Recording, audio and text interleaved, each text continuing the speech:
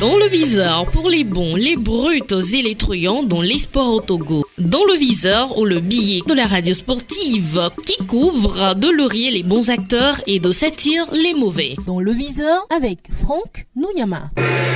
À la suite du courrier envoyé au chef de l'État, le viseur continue de demander avec beaucoup de respect au président de la République de faire du sport de compétition une priorité, de classer parmi les priorités des priorités le sport. Parce que, monsieur le président de la République, le sport peut changer l'image du pays sur plusieurs plans, tant au niveau économique, social et même politique. Excellence, monsieur le président de la République, il est de notoriété publique désormais que le sport est une industrie dans laquelle il faut investir, puis l'entretenir. Lorsqu'en décembre dernier, vous étiez au Qatar pour l'apothéose de la Coupe du monde de football 2022, les Togolais ont vu en ce déplacement quelque chose de ouf. Le peuple togolais a eu l'occasion de mesurer le degré de connaissance de son président quant à ce qui promeut le football de haut niveau. C'est possible de voir l'Afrique aller gagner la compétition, disiez-vous. Inévitablement, on savait que les équipes africaine, en tout cas avait le niveau d'être en demi-finale ou même en finale, et pourquoi pas remporter la Coupe du Monde. Je pense que cela arrivera si on applique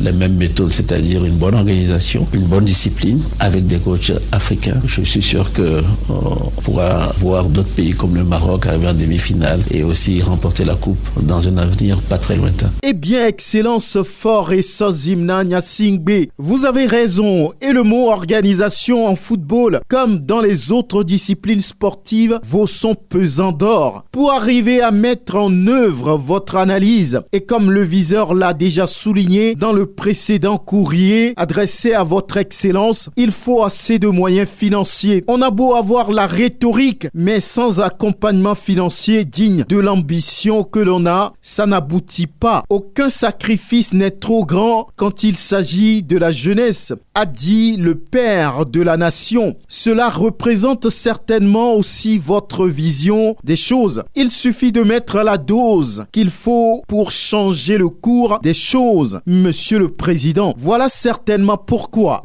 le viseur ne vous apprend rien, Excellence. Paul Kagame a choisi de faire de la diplomatie à travers le sport. C'est un exemple. Le président rwandais veut s'imposer, veut s'affirmer par le sport de compétition. Aussi a-t-il choisi d'investir des centaines de milliards de CFA en la matière. Depuis 2018, le Rwanda a investi plus de 300 millions d'euros, soit près de 197 milliards de francs CFA dans la construction des infrastructures et le développement du sport dans son ensemble. Aussi peut-on voir par exemple sur les maillots du Paris Saint-Germain et d'Arsenal la mention « Visite Rwanda ». Visiter le Rwanda en français. Aujourd'hui, le pays de Paul Kagame est l'un des endroits les plus prisés en Afrique en matière d'organisation des compétitions de haut niveau. Si le Rwanda a aujourd'hui le respect des institutions internationales sportives, c'est parce que ce pays a eu le courage d'investir dans les infrastructures de très haut niveau, de mettre de l'argent à disposition pour le développement de son sport à tous les niveaux, que ce soit du cyclisme, du basketball,